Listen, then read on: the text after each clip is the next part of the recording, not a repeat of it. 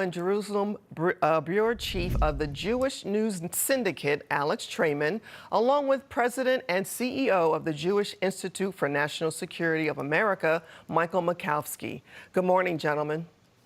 Good morning. Alex, I'll come to you first. What is your initial reaction to this deal?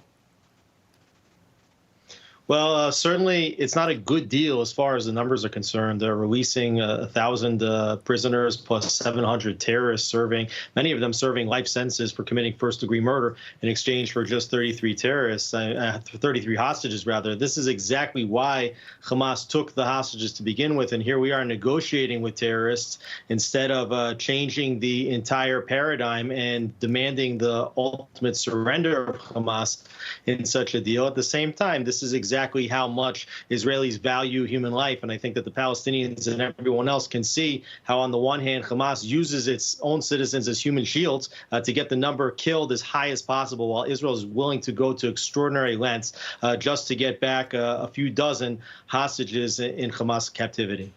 Yeah, following up on that, Michael, as Alex just referred to, it's estimated, one Israeli hostage for 30 Palestinian prisoners that will be sent back to Gaza. For every one in Israel military hostage, it's 50 Palestinian prisoners will be freed. Does this worry you at all with the release of this unfair balance between innocent people, people who are in jail for terrorism? Well, thanks for having me. Certainly it does. I agree with Alex on that as well. I think, but it does reflect the fact that Jews and the Jewish state of Israel values human life so much that they're willing to make this, such an imbalanced trade. I mean, there's just great. The issue of the hostages has consumed Israel as much as the rest of the war has, and there's a lot of public pressure on Prime Minister Netanyahu to make this deal.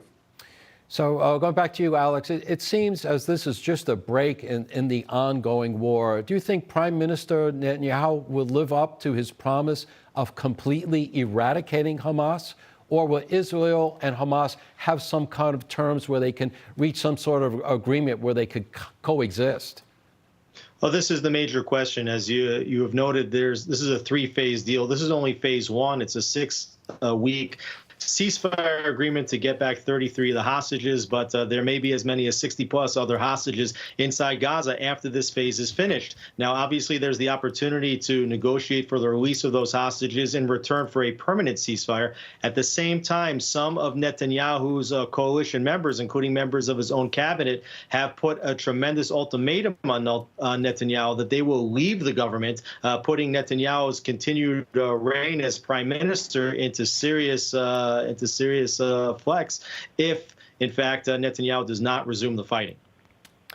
Well, Michael, I'll go to you with this one. This war has dragged on for 15 months, and a massive ceasefire and hostage deal came together just a few days before Donald Trump is back in the Oval Office. Do you think American politics had any part to play in this? Oh, well, there's no question. I think that President Trump taking office tomorrow had a major influence on this in several ways. I think his threat had an influence. I think, obviously, Israel's demolishing of a lot of the Iranian access, really pummeling Hezbollah in the north, really destroying much of Hamas in Gaza, and what it did to inside Iran had a big impact. It isolated Gaza, Hamas, and put more pressure on them. But so did, I think, also President Trump pushing Prime Minister Netanyahu, despite his coalition pressures, to accept this deal also had an impact. I think it's much easier for Prime Minister Netanyahu to say no to President Biden, but it's tougher for him, I think, to say no to President Trump. Plus, not just because of the relationship and because President Trump is seen as more supportive of Israel, but also because of the major issue that strategic issue that Israel needs to face very shortly, which is to weather and most likely to attack Iran's nuclear facilities, for which he would like to have as much American support and even participation for.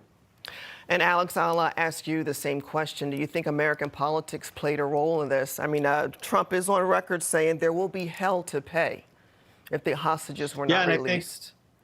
Yes, and I think that Israelis had hoped that the all hell to pay would be for Hamas and not for Israel. But it is clear that Netanyahu and his envoy, Steve Witkoff, did put tremendous pressure on Netanyahu to get the deal done. Netanyahu had been calling Hamas's bluff for many months while Biden was still in office, agreeing to the terms of a deal he never wanted just in order to prove that it was Hamas that was incalcitrant toward a deal and not him. And the second Witkoff came over and Hamas agreed to the previous terms of the deal because of the change in the strategic position, Netanyahu really had to bite his previous acceptance of the deal and to go along with it, even though this is a very complicated deal. But as Michael correctly said, Netanyahu needs Trump a lot more than he needed Biden, not only for Iran, also to expand the circle of peace and normalize relations with Saudi Arabia.